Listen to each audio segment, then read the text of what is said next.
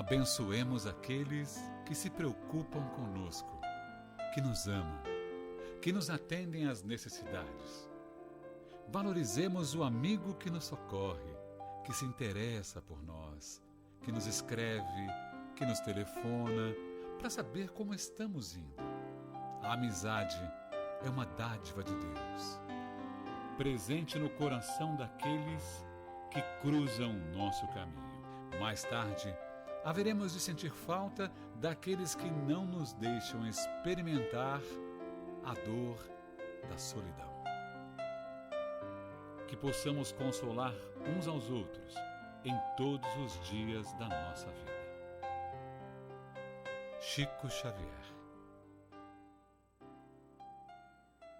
Olá, seja bem-vindo a mais um estudo reflexivo da obra O Consolador. Vossa presença muito nos alegra, muito nos honra. Esse programa é proporcionado pelo Centro Espírita de Caridade Luiz Monteiro de Barros. Você poderá fazer parte dessa família espiritual. Você está vendo aí, vai colocar no ícone, né? Vamos agradecer a equipe técnica aqui presente, o Lindmar e o Max, em ordem alfabética. Ó, você poderá ajudar a doutrina dos Espíritos na divulgação. Olha lá, Facebook, YouTube, Instagram, mas principalmente no YouTube, eles nos ensinam que se você escrever boa noite, ou mesmo você deixar uma pergunta, como recentemente o Maurício fez uma pergunta e o seu José Nilson respondeu, o algoritmo poderá proporcionar jogar esse programa para mais pessoas. Então vai lá, dê aí a sua demonstração, a sua contribuição. Hoje na bancada, a bancada está completa, estão os facilitadores, à minha esquerda para a direita, o Wilson, José Nilson, Caetano, onde estamos ainda sobre o tópico importantíssimo Ciências Aplicadas. Sejam bem-vindos, dedicados irmãos. Vamos lá. Olá, bom dia a todos. Então, dando continuidade ao estudo do livro Consolador, na questão número 102. Então, a questão: podem os espíritos amigos atuar sobre a flora microbiana nas moléstias incuráveis, atenuando os sofrimentos da criatura? E a resposta: as entidades amigas podem diminuir a intensidade da dor nas doenças incuráveis, bem como afastá-la completamente, se esse benefício puder ser levado a efeito no quadro das provas individuais, sob os desígnios sábios e misericordiosos do plano superior. Quer comentar? Quer comentar? A flora bacteriana, existe isso no organismo, né? Então nosso organismo tem milhões e milhões de seres vivos no nosso organismo, no intestino, nos olhos, tem cada sistema desse, aparelho genital feminino, na boca, né? No ouvido, nós temos milhões. Isso pode ser atenuado tranquilamente, porque nós temos experiências já bastante, de faz, por exemplo, a colônia de bactérias ou de fungos. Às vezes o paranormal, só com a mão ou com o pensamento, olhando, você pode acelerar a produção ou diminuir a produção. Então nós temos domínio fácil sobre esses seres. Então os espíritos superiores podem perfeitamente exercer um domínio sem problema nenhum, porque uma flora alterando, ela pode provocar diarreia ou constipação, vômito, febre e assim por diante, uma série de coisas. Então ela tem condição, com certeza tem condição, se nós aqui já fazemos essas experiências que eu estou dizendo, são milhares de experiências feitas em muitas universidades, não é um assunto sem lógica que estou falando. Se a gente lembrar, quando ele está perguntando aqui, né, os espíritos superiores atuar na nossa flora microbiana nas doenças incuráveis. Se a gente lembrar, não era isso que Jesus encarnado fazia? Aqui ele está se referindo a espíritos no sentido de desencarnados, né? Mas se a gente for lembrar, Jesus, que foi o espírito de maior grau de evolução, que a gente sabe que esteve aqui entre nós, ele atuava, né, por exemplo, ali na pessoa ali com a hanseníase e com a lepra, né? Mas ele sempre através do livre-arbítrio, né? Que queres que eu faça? E ali atuava e promovia a cura ali, como para nós visto como um milagre, mas que Kardec fala que não existe milagre, existem coisas que a gente ainda não consegue entender o mecanismo de execução. Então, via esse fato de Jesus, a gente comprova realmente essa pergunta. Sim, eles podem atuar, desde que, importante a conclusão da resposta, desde que aquilo seja importante para o crescimento e para a evolução daquele espírito que está passando pelaquela prova da doença naquele momento. Isso também é interessante, porque nós estamos falando de uma outra pessoa, né, no mundo espiritual pode fazer isso. Ele é superior de conhecimento a gente, pode fazer isso. Mas o próprio Jesus já veio e nos ensinou. Ele falou, vós sois deuses, podereis fazer o que eu faço e muito mais. Então, ele já deu a dica, né, como o D'Alessandro fala, que nós podemos realizar muitas coisas que a gente não acredita. Então, você é o comandante de trilhões de células. Todos esses seres vivos, cada celulinha, você é o comandante. Então, se você entra num processo depressivo, cada célula entra num processo depressivo. E aqueles órgãos que já são mais afetados ainda por fragilidades nossas, principalmente no aspecto moral e emocional, eles se deprimem mais ainda. Então, aí é uma boa dica, uma demonstração que você pode alterar o curso da sua vida. E das doenças você também pode alterar, porque você é o comandante. Agora, essa falta de confiança na gente, ela é grande demais. Eu não sei, eu vou contar, posso contar o que aconteceu comigo? Eu acho que eu já contei aqui, mas para o pessoal aí de casa não. Eu ia operar minha vista esquerda pela segunda vez e o médico estava com muito receio, porque quando ela foi colocada a primeira lente, ela perdeu uma perna, que eles chamam, que segura a lente no globo ocular, ela quebrou e ela ficou enviesada, meio de lado, e ela ficou provocando algum dano ali no globo, né? E ele estava com muito receio. Um dia antes eu fui no consultório dele, que faz todas as análises ali, e no dia seguinte eu fui para fazer cirurgia. Eu cheguei cedo e eu me lembrei do Chico Xavier, e eu encostei a cabeça na parede e comecei a conversar com as minhas células. Não me programei para conversar com ninguém, mas eu comecei a conversar eu falei com os bastonetes, com as células oftálmicas, que iam sofrer uma nova agressão, que eu pedia desculpas a elas, mas essa agressão era importante porque ia trazer benefício para o equilíbrio para o globo ocular. E eu fui falando, mas não pensei nisso. Fui falando. Dali a pouco me chamam para o centro cirúrgico, ele me coloca deitado lá na maca cirúrgica, e ele vem examinar meu olho. Quando ele examina o meu olho, ele falou um palavrão e chamou os outros médicos. Eu falei, eu nunca vi isso. A lente saiu. Um dia antes ele viu, a lente estava ali. Ela saiu do lugar, aí facilitou a vida dele. Ele estava muito receio, quando fosse tirar, o que poderia acontecer. Então, para mim, foi uma demonstração do potencial que nós temos. Me lembrei do Chico, porque o Chico é um referencial muito grande aqui para o planeta Terra, como ser humano, né? Ninguém passou por mais doença que ele e superou todas e foi morrer com mais de 90 anos de idade. Então, é um grande exemplo. Ele nunca reclamou das doenças, muito pelo contrário, sempre bem diz. Então, para mim, foi uma demonstração da possibilidade que nós temos de reverter qualquer quadro. Qualquer quadro. Agora, é lógico que aquilo que está nas leis, você obedece. A resignação faz parte do aprendizado para adquirir virtudes. Mas fica aí só essa história para mostrar para todo mundo que nós temos condições de alterar. Imagine uma célula, é você que está dando comando, aí vem um órgão, vem um sistema, coisa maravilhosa, né? Está tudo subordinado à tua vontade. Olha que bacana, né? Animáculos infinitesimais, né? Como fala André Luiz, né? E que formam famílias. Eles formam famílias também. E eles trabalham no mundo de cooperação e não de competição, né? Vamos lá, questão de número 103.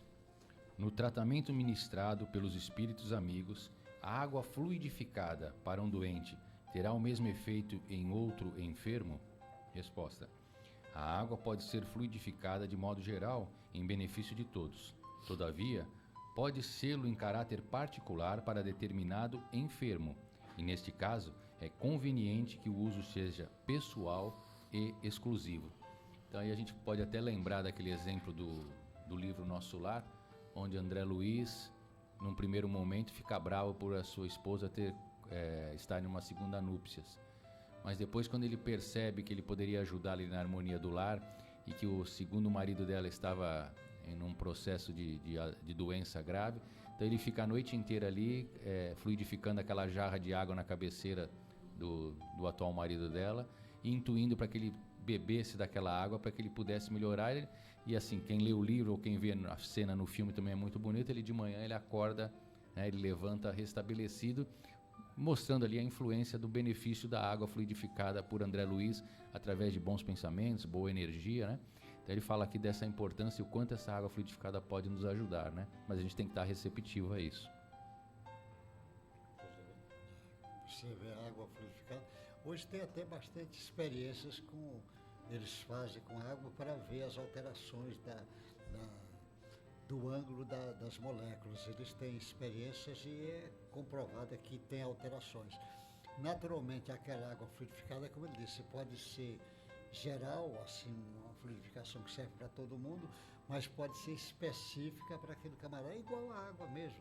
Nós temos água normal aí para todo mundo, mas nós temos águas minerais que é diferente de uma para outra. Uma tem mais esse enxofre, outra menos, ou mais cloro, outra menos. Nós temos uma variedade imensa e que é usada até para tratamento. Olha, esse tipo de água aqui é boa para a pessoa do aparelho digestivo, esse outro é boa para problema de pele. Nós temos várias estações. O Brasil mesmo é riquíssimo nessas estações de águas minerais. Nós temos centenas de estações que as pessoas às vezes nem conhecem. Tem cidade que não é conhecida e é boa água. Então tem, porque essa água fluidificada, ela vai com energia diferente. Então ela entra, vai até a célula e ela traz a parte ruim que precisava ser eliminada e vai ser eliminada através do suor, da urina, ou da lágrima, sei lá, das fezes, depende de como é que vai ser eliminada. E ela ser eliminada. Então a água fluídica, ela tem recursos muito grandes e não é à toa que no mundo todo as pessoas usam a água, porque a água é o grande veículo universal, porque como nós temos muita água no nosso corpo, a maioria das coisas é água, então tudo passa pela água. A água é um grande veículo que nós temos de ajudar, não só a informação que vem boa, como a exoneração das coisas ruins. Então, com certeza, a água é um recurso fantástico que os espíritos usam. E quem está nos assistindo, fica aí a dica: ao fazer o Evangelho no Lar, você pode, como o Wilson fez a observação, colocar cada um a sua xicarazinha, né? E quem tem bichinho, por exemplo, põe lá um potinho. Lá em casa a gente tem um potinho para dar para Babalu. Então, acabando o Evangelho lá, a gatinha Babalu toma. Então você vê que essa equipe espiritual vai para todos os seres, né? O Lisias até vai dizer no Nosso Lar que quando a gente toma banho, no futuro a gente ia saber disso, como ele faz benefícios, porque no banho vai sair todos os miasmas, né? Então, ó a importância dizem os especialistas que estudaram a palavra Kardec significa nascido das águas. Ele foi fazer o Evangelho segundo o Espiritismo a pedido de um recolhimento do médico, que estava com problema de circulação, e ele nas termas, que eu não sei qual foi a cidade francesa, ele consegue terminar o Evangelho segundo o Espiritismo. Então lá na doutrina espírita, os mais interessados, cura pela água. O senhor Luciano Klein, pela editora La Chatre, faz essa pesquisa de Chico Xavier e Kardec falando sobre a importância da água em nossas vidas. Porque você sabe, existe uma terapia que é oficial pela Organização Mundial de Saúde, oficial, que é a hidroterapia, tratamento com água. Porque as pessoas às vezes não imaginam, existe essa especialidade. Na França mesmo é um país que tem, porque as pessoas, só para ter uma ideia, às vezes tem coisas que você bota água morna, alivia, tem coisa que é água fria, que alivia, tem coisa que é um banho só da parte, tem gente que bota escaldapé, tem gente... Ela tem uma série de coisas, e como você falou, vários tratamentos com água que existe. Como você falou da água do animal, eu lembro às pessoas, quando você for aguar suas plantinhas, também pode você fazer prece para aquela água, e aquela água que vai para as plantinhas também tem um efeito muito especial como água energizada. É verdade. Tá bom. Vamos lá, questão de número 104. Existem condições especiais para que os espíritos amigos possam fluidificar a água pura, como sejam a presença de médiuns curadores, reuniões de vários elementos, etc? Resposta. A caridade não pode atender a situações especializadas. A presença de médiuns curadores, bem como as reuniões especiais, de modo algum podem constituir o preço do benefício aos doentes, porquanto os recursos dos guias espirituais nessa esfera de ação podem independer do concurso medianímico, considerando o problema dos méritos individuais. Quer comentar? Não, você sabe que eu estava meio distraído aqui, viu? Eu tava, e eu não... Se você quiser repetir, eu... Não, ele está... Nessa questão aqui, ele fala se é necessária a presença de um médium para que aquela água seja realmente que ela possa receber os benefícios adequados para que ela possa ajudar. E ele fala que independe disso. Quando Jesus falava, né, onde um ou mais estiverem reunidos, ali eu estarei. Então eu vejo assim dois fatores fundamentais para essa água ela receber esse benefício, essas energias positivas e para que possa fazer o bem para aquela pessoa. Primeiro, eu acho que é a pessoa ali se disponibilizar, colocar ali pronta, como Jesus fala, né? Abre a porta que eu entrarei. Ela está pronta para receber. E a fé também eu acho importante, porque eu acho que a fé é um elemento catalisador. Muitas vezes a gente vê pessoas que vão na casa espírita e reclamam, puxa, eu venho aqui, não adianta nada, já tomei passe com um, tomei passe com outro, já fui na igreja evangélica, já fui na igreja católica, nada dá jeito no meu problema. Mas você vê que às vezes é uma pessoa... que está sempre criticando, sempre reclamando, não com uma atuação muito positiva, né? Então ele vai falar isso. Não precisa de ninguém especial. Fala assim, vamos dar o exemplo aqui do Arigó. O pessoal queria ir, vou no Arigó naquela época porque o Arigó vai curar. Era uma condição diferente. Essa água fluidificada não. É da espiritualidade para nós que a gente pode ali dentro do nosso lar mesmo, através da oração do Evangelho, abrir essa porta para que eles magnetizem e a gente possa ser beneficiado. Então ele está fazendo essa comparação aqui nessa questão, né? E a gente pode esquecer que todo mundo na Terra tem anjo de guarda, né? Quando Kardec pergunta na questão 500, haverá um momento que não teremos anjo de guarda? Sim, mas isso não acontece na Terra. Então, tem um espírito superior que vela por nós desde o nosso nascimento até a nossa morte.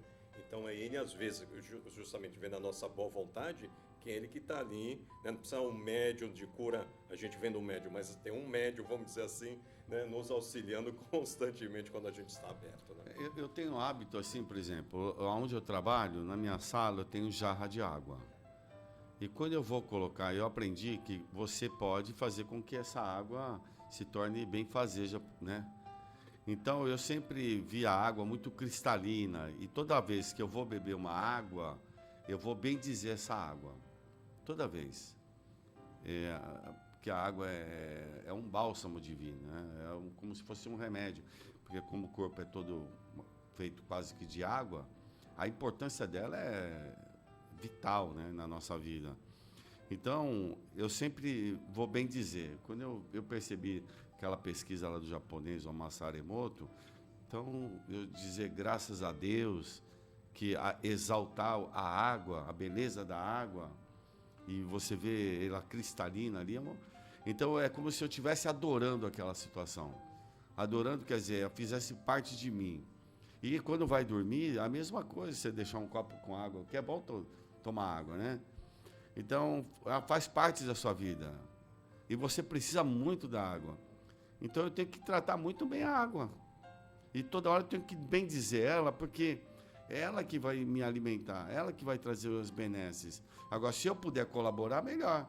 Agora, imagine se eu, com raiva, com ira, vai estar tudo impregnado isso aqui. Então, sempre o Espiritismo veio para a gente usar a inteligência a nosso favor. Olha, isso aqui vai beber, isso aqui, teu corpo tem quase 80% disso aqui. É importante você colaborar também. Tem o pessoal que está do nosso lado, né? A espiritualidade. Mas você está aqui para aprender. Eu não posso ser dependente. Vai ter que um dia eu vou ter que largar a mão porque você vai estar independente, já vai ter condições. E eu vou esperar quando isso? É começar todo dia, fazer coisas que vão te tornar independentes de outros personagens, né? Quer dizer, você vai amadurecendo. Essa é a busca de todos nós, né? Então eu sempre bendigo a água, imagino luz, sempre uma coisa muito salutar, né? E a gente mora na praia, você não entrar no mar uma vez por semana é um crime. Entrar no mar, só entrar no mar, porque ali é como se fosse o seio divino, aquela água salgada, da onde nós viemos, nosso corpo é todo de água salgada. É como se você entrasse em íntimo contato ali com a mãe natureza. Então, aproveite aí você, não deixe de ir uma vez por semana na praia, né, doutor Nilson? A água é uma das coisas mais fantásticas do universo. Imagina a Terra, a formação da água teve que formar essa água antes dos seres vivos começar a se instalar.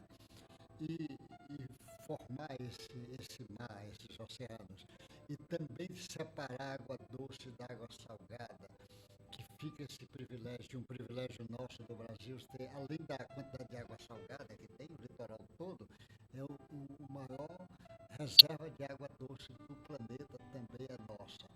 A água é algo tão fantástico que vem acompanhando a humanidade toda. Você vê, na época de Jesus, lá o João Batista batizava a pessoa, mergulhava na água.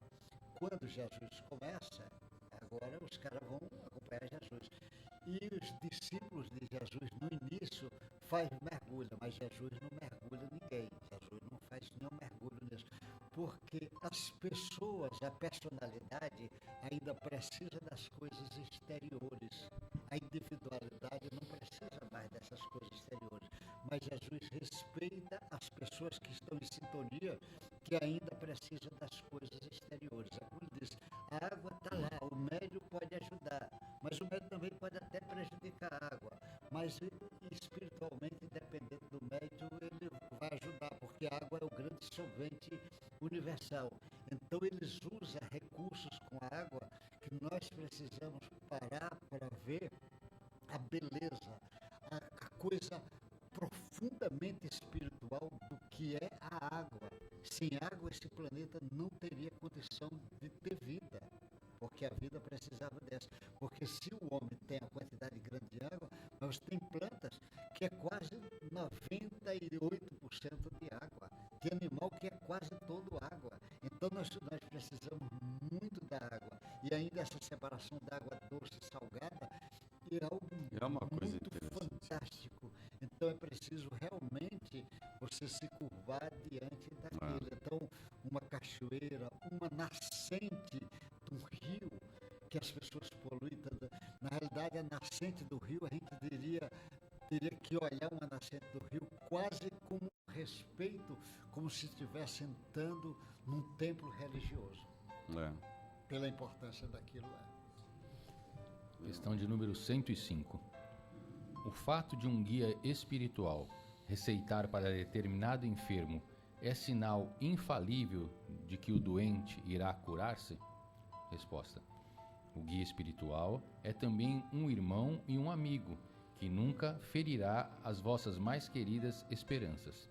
Aconselhando o uso de uma substância medicamentosa, alvitrando essa ou aquela providência, ele cooperará para as melhoras de um enfermo e, se possível, para o pleno restabelecimento de sua saúde física, mas não poderá modificar a lei das provações ou os desígnios supremos dos planos superiores, na hipótese da desencarnação, porque dentro da lei, somente Deus, seu Criador, pode dispensar. Então isso às vezes é uma, vou chamar de reclamação, que a gente escuta muitas vezes na casa espírita, ou em outros templos religiosos, que a pessoa fala, eu tenho fé, eu fui buscar a cura, a tal pessoa conseguiu, eu não consegui, meu parente desencarnou. E aqui ele deixa claro, eles, de toda forma, eles sempre procuram nos auxiliar, né? Mas também muitas vezes a gente vê o mal como mal, quando na verdade, às vezes o mal, a doença, ele é um bem, que a gente ainda não tem a visão límpida para perceber o quanto bem que aquela doença está trazendo para nós. Talvez só lá na frente, daqui 1 ou 2 encarnações, ou lá no plano espiritual, que a gente vai perceber. Então, geralmente, a dor para nós, a gente vê como um mal. E quando a gente não é atendido na cura desse mal, a gente acaba se revoltando.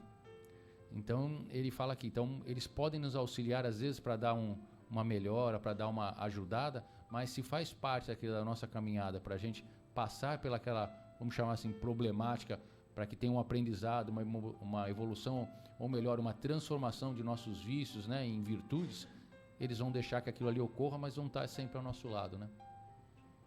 E um bom exemplo, relembrando aqui pelo Caetano, foi do Chico Xavier, né? Com uma doença tão grave no olho esquerdo dele, olha só, a perseverança, o quanto que ele deve ter desenvolvido de virtudes por causa daquela doença, né? E quanta gente aí que não tem um problema na vista, às vezes não está desenvolvendo as virtudes necessárias. É verdade. É porque o olhar nosso é pequeno, é superficial. A gente olhar superficial. Eu sempre cito Jesus porque é o Espiritismo que manda. A gente veja ele como modelo e guia, debaixo da ótica do Espiritismo. Mas você pega Jesus, ele está ali na Judéia, e dizem para ele que João foi preso, João Batista foi preso. E ele vai e chama os discípulos para ir embora, para sair. Vai sair lá da Judéia para Galiléia. O cara disse, mas como?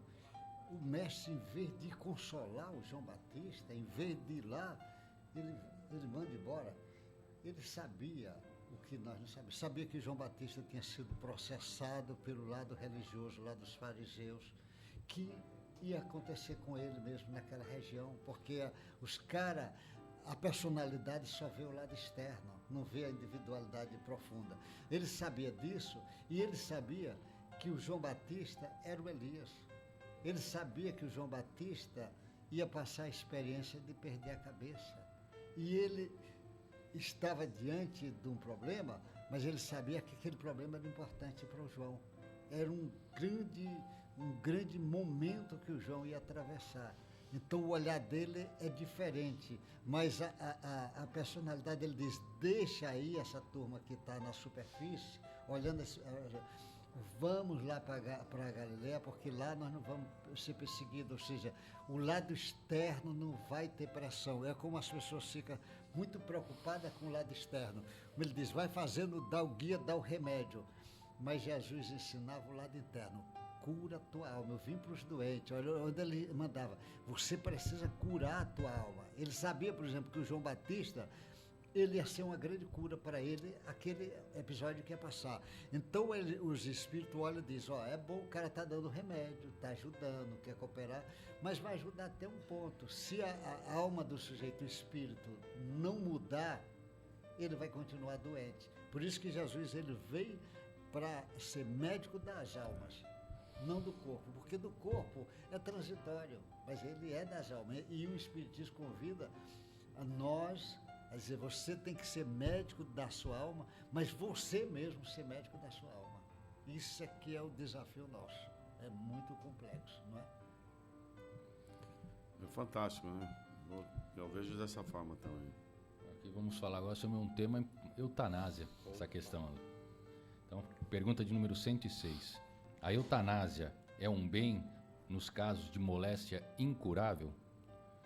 O homem não tem o direito de praticar eutanásia em caso algum, ainda que a mesma seja a demonstração aparente de medida benfazeja. A agonia prolongada pode ter finalidade preciosa para a alma, e a moléstia incurável pode ser um bem, como a única válvula de escoamento das imperfeições do espírito em marcha para a sublime aquisição de seus patrimônios da vida imortal. Além do mais, os desígnios divinos são insondáveis e a ciência precária dos homens não pode decidir nos problemas transcendentes das necessidades do espírito. Importantíssimo. A ciência ainda se debruça, infelizmente, né? A medicina materialista que não tem essa visão, às vezes indica isso, e muitos famosos aí, estimulando outros, né? Mas vem a doutrina espírita, relembrando Jesus, que fala, olha, algo muito mais profundo. Kardec, na obra Gênese, vai até salientar isso. Molécula do perispírito está ligada à molécula do nosso corpinho físico. Então a gente entende a frase de Jesus, tudo que desligares da terra, desligarás no céu. Ou seja, quando a molécula do corpo físico não é mais alimentada pela molécula do perispírito, há essa liberdade do espírito imortal. E se eu tento acelerar isso, né, na condição de um espírito ainda rebelde, ignorante das leis divinas, infelizmente não terei as benesses, como elucida o benfeitor Emmanuel, sobre a minha provação ou expiação. Você sabe que essa questão da eutanásia ela é bem complexa e difícil, porque dentro da veterinária ela é permitida, né, pelo Conselho de Medicina Veterinária Brasileiro. Então, se o veterinário ele constata que o animal realmente está em agonia e que já foi usado de todos os recursos da medicina, então ela é permitida.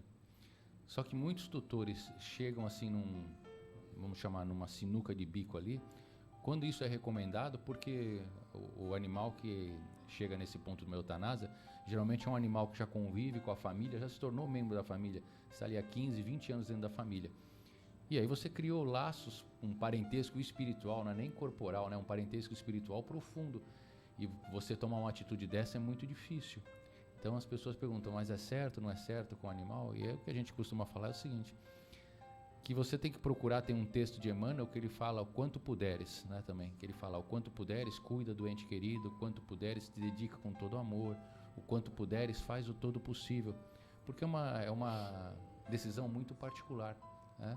Mas tem um caso assim, mais de um caso já que aconteceu isso, da pessoa falar, olha, o veterinário já recomendou a eutanásia e eu não sei o que eu faço. E a gente fala assim, olha, vai para casa, conversa com o animalzinho, fala para ele que está tudo bem, que se ele tiver que partir, converse com ele para que ele vá em paz.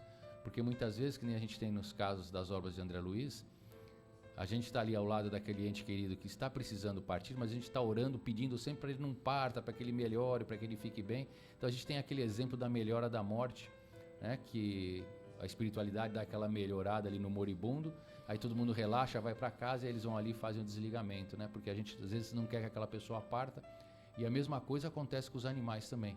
Então se você estiver vivenciando uma situação dessa, conversa com ele e fala, olha, vai ficar tudo bem, vivemos juntos por muito tempo, quem sabe a gente volta a se encontrar, e aí aquela passagem ela pode se dar de uma maneira mais tranquila e branda, sem que a gente necessite interferir nisso.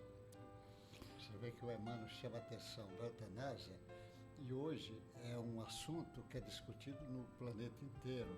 Tem vários países que já têm as leis a favor da eutanásia já na Constituição dos seus países. Mas normalmente a eutanásia é porque essa discussão ele não traz a alma para ser discutida.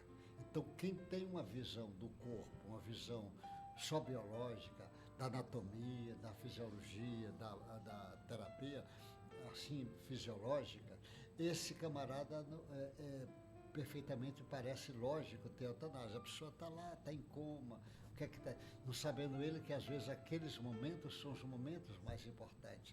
E no animal, a veterinária, a maioria aceita, porque então se não discute a alma nos homens, imagina nos animais. Nos animais é que não se discute mesmo. Então, aí a coisa justifica a eutanásia. Então, nós temos que olhar que quem está querendo, os juízes, os congressistas que aprovam na sua legislação a eutanásia, é porque ele, na realidade, ele conhece a verdade, um pedacinho só da verdade. Ele está olhando o ser humano sem trazer a compreensão do espírito. Na hora que trouxer a compreensão do espírito, é preciso refletir. Por isso que a ideia do espiritismo, com essa discussão de trazer a alma para a discussão, ela vai abrir discussões não só na medicina, mas na política, no judiciário, em todas as áreas. Por isso que a discussão da eutanásia é uma discussão que tem lógica para discutir o negócio do aborto, do suicídio assistido. Isso tudo vai ampliar essa discussão. Com certeza muitos países vão aprovar a eutanásia e muitos países que aprovaram depois vão desaprovar a própria eutanásia. Igual aprovaram pena de morte, tem país que aprovou pena de morte, que hoje já suspendeu da sua Constituição a pena de morte. A eutanásia é preciso reflexão espiritual forte. Porque é interessante, porque o que chama atenção aí é a pessoa está no finalzinho da vida dela, não tem mais expectativa alguma, está sendo mantida ali por os aparelhos, né? Mas para os seres humanos isso tem um valor fantástico, porque é momento de, às vezes, de reflexão, há um momento que ele vai, às vezes, ter aquela melhora e vai pedir perdão para alguém, vai ter alguma reconciliação, algum fator de benefício para aquele ser humano está acontecendo ali. Ninguém fica padecendo numa cama ou num hospital à toa. Tem uma causa fundamental para ele estar ali. Tem pessoas que não precisam passar, tem pessoas que desencarnam dormindo e acabou. Mas tem pessoas que é necessário essa passagem aí. Por quê? Porque é crescimento espiritual para ela e para aqueles que acompanham. Eu fui uma vez, um amigo meu, que é médico, me chamou, o pai dele também foi médico, e ele tinha feito um hospitalzinho na casa dele, e o pai dele não tinha como se recuperar mais, um estado meio comatoso. E aí falou de fazer eutanásia, isso no apartamento dele ali. Eu falei, olha, a eutanásia você não precisa fazer. Você pode ajudar teu pai nesse final de vida. É que como você está inseguro, né? Está inseguro, desconhece a realidade da alma, do espírito, então eu até compreendo a sua preocupação em aliviar o sofrimento dele. Mas vamos fazer o seguinte, aí fizemos a prece, o evangelho, né? Conversei lá um pouco e falei, olha, ô Júnior, você agora vai ficar sozinho com seu pai? O homem tem muita preocupação financeira, da casa, da esposa. Acalma teu pai. Fala que você vai tomar conta da casa, da mamãe, que você vai acertar todas as coisas. E fala, papai, descansa, durma, descansa. Tenha calma. Eu fui embora. Deu 1h30 depois, ele me liga, meu pai morreu. O termo que ele usou. É que o Décio chama, o doutor Décio Andro chama de... como é que se fala? Morrer curado, ele fala. Não, é morrer curado, mas você está dando alta para o paciente. Está dando alta, ele precisa ter calma, serenidade. A hora que ele calma, relaxa, pronto. Aí tem tempo, dá para desligar lá aqueles fios, porque a gente fica preso àquela situação, né? Então, dar alta para o paciente, que eu aprendi lá com o Décio, é nesse sentido. Acalma ele, deixa bem calmo, a família também, que as coisas vão caminhar.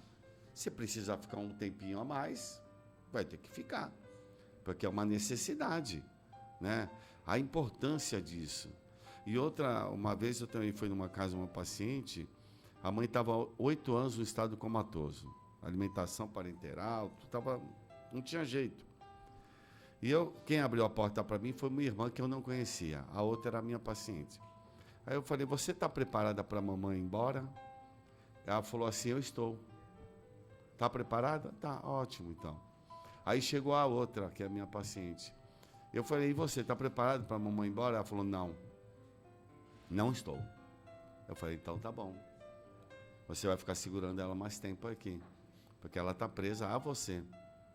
Lógico, porque às vezes existe uma ligação forte entre os espíritos. E apesar de estar 8 anos em casa, cuidando dele, ela está presa àquela situação, não deixa ela partir, não deixa ela retornar. Então tem várias análises para ser feita aí, porque a vida ela tem que ser esgotada na sua plenitude, porque ela tem importância. Agora, quando é isso? Até quando, né? Que o Emmanuel fala, até quando? A sensibilidade nossa diante de um quadro desse vai falar, né? Isso aí. Dá tempo de mais uma? Mais uma, né? É uma resposta longa. Questão de número 107. Um hospital espírita tem utilidade para a família espírita? A fundação de um hospital em cujos processos de tratamento estejam vivos os princípios do espiritismo evangélico constitui realização generosa na melhor exaltação dos ensinos consoladores dos mensageiros celestiais. As edificações dessa natureza, todavia, exigem o máximo de renúncia por parte dos que as patrocinem, porquanto, dentro delas, o médico do mundo é compelido a esquecer os títulos acadêmicos para ser um dos mais legítimos missionários daquele médico das almas que curou os cegos e os rancenianos, os tristes e os demoniados, exemplificando o amor e a humildade na entrosagem de todos os serviços pelo bem dos semelhantes. Um hospital espírita deve ser um lar de Jesus. Seu aparelhamento é uma maquinaria divina exigindo idêntica superioridade nos operários chamados a movimentar-lhe as peças, de modo a que não se deturpe a grandeza profunda dos fins. E aí eu me lembro do sanatório de Uberaba, onde começou a aplicar a terapia espírita ali nos chamados loucos, né? Eu fico imaginando quantas pessoas, e ainda hoje, são internadas ou são tratadas como doentes mentais, né? Quando, na verdade, às vezes alguns processos obsessivos poderiam ser tratados como a terapia do espiritismo, do passe, né? Do estudo, da reforma íntima. Mas da importância desse, quando ele quer tratar aqui, falar da estrutura física de um hospital espírita, porque eu entendo aqui que ele esteja perguntando também sobre o consolo para a família, porque a agonia que traz para uma família, uma pessoa saber chamada louca, né, que aquela pessoa ali acaba se desequilibrando e precisa ser retirada da sociedade para um tratamento. Então, causa também um momento de agonia e de tristeza na família. E aí aquele hospital espírita, tanto na forma como o médico vai se portar em relação ao paciente, quanto a conversa, o tratamento, da forma que vai ser passada para a família, é importante para que traga uma calma, um acalento, para que aquele processo seja vivido de uma forma mais tranquila, né? Os hospitais espíritas aqui no Brasil existem. A maioria dos hospitais psiquiátricos no Brasil são espíritas, mas é que esses hospitais espíritas talvez servem como algum modelo inicial, mas ainda eu sou a favor que todos os hospitais, a influência que o conhecimento do espiritismo poderá exercer no hospital é muito grande. Como existe as influências, às vezes, da igreja, tem as igrejas, tem os capelões, tem as pessoas que frequentam. Porque a doutrina espírita, ela tem muita coisa para ensinar, para ser usado geral. Eu acho que talvez no futuro não vai ter assim um hospital espírita, vai ter a influência do espiritismo em cima daquele hospital. Porque se o conhecimento que o espiritismo leva chegasse nos hospitais, você imagina um cirurgião, antes de operar, ele fizesse uma prece. Imagine se as pessoas que estão numa mesa ali, cirúrgica, para ser operada, o anestesista, a enfermeira, o médico, o ajudante, fizesse uma prece naquele momento, como tudo seria facilitado. Então imagine se as enfermeiras usassem mais essas técnicas, dissesse mais frases no sentido de melhorar, de equilibrar, de dar bom ânimo para as pessoas. Se os ensinamentos de Jesus tivessem influência no futuro, desde o porteiro até o diretor do hospital, essa influência vai exercer. Ainda não exerce muito, porque a doutrina espírita ainda é grande desconhecida das pessoas, mas no futuro vai. Ainda tem hospitais que tem às vezes uma cruz.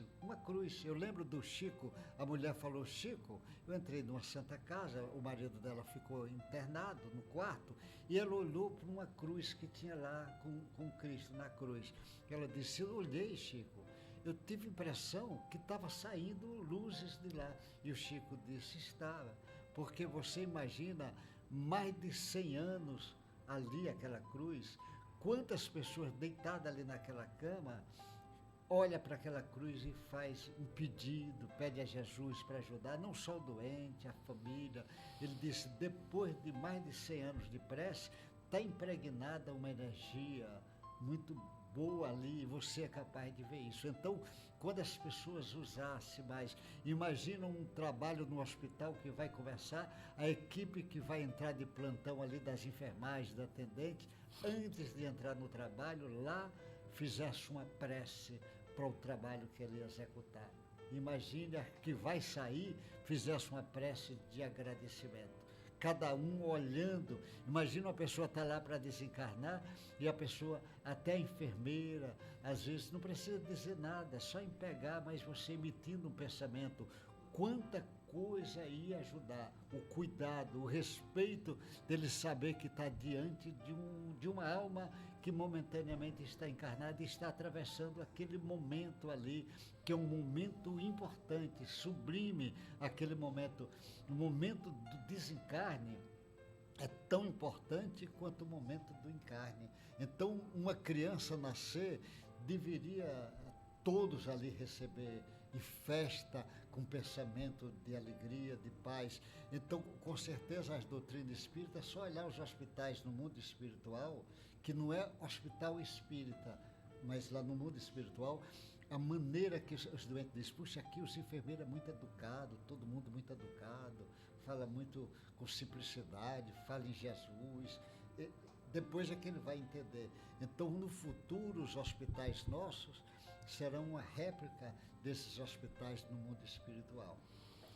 E enquanto não tem esse hospital, seja você o cristão, a pessoa boa, correta, honesta, profissional, que vai zelar pelo seu paciente, pelo aquele momento, pelo familiar, através de uma correção de atitude, de profissionalismo.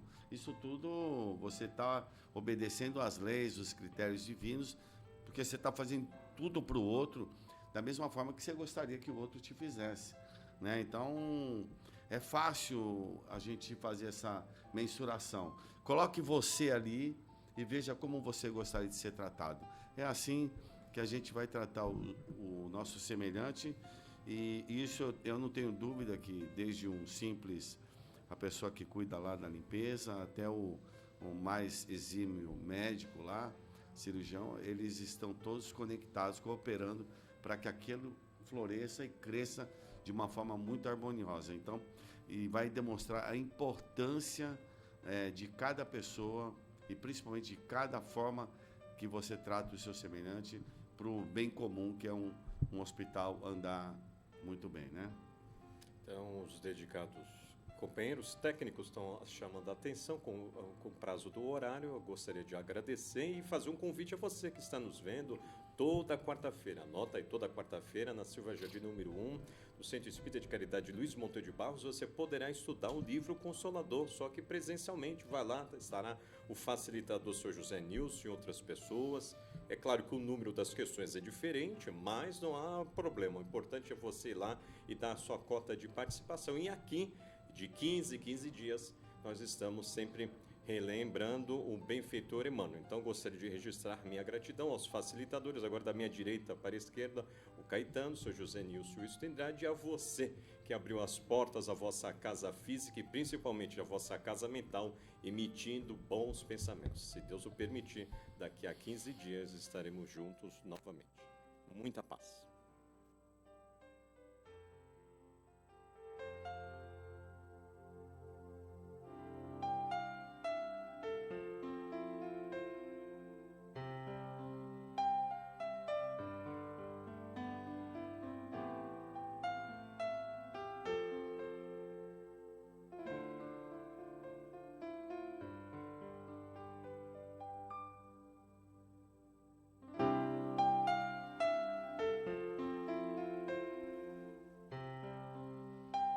Abençoemos aqueles que se preocupam conosco, que nos amam, que nos atendem às necessidades.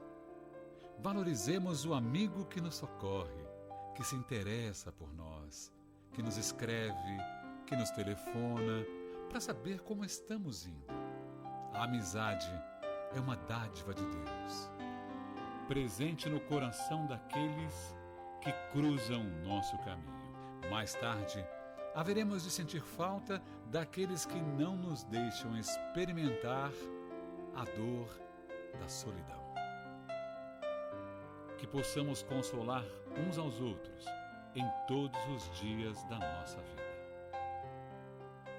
Chico Xavier.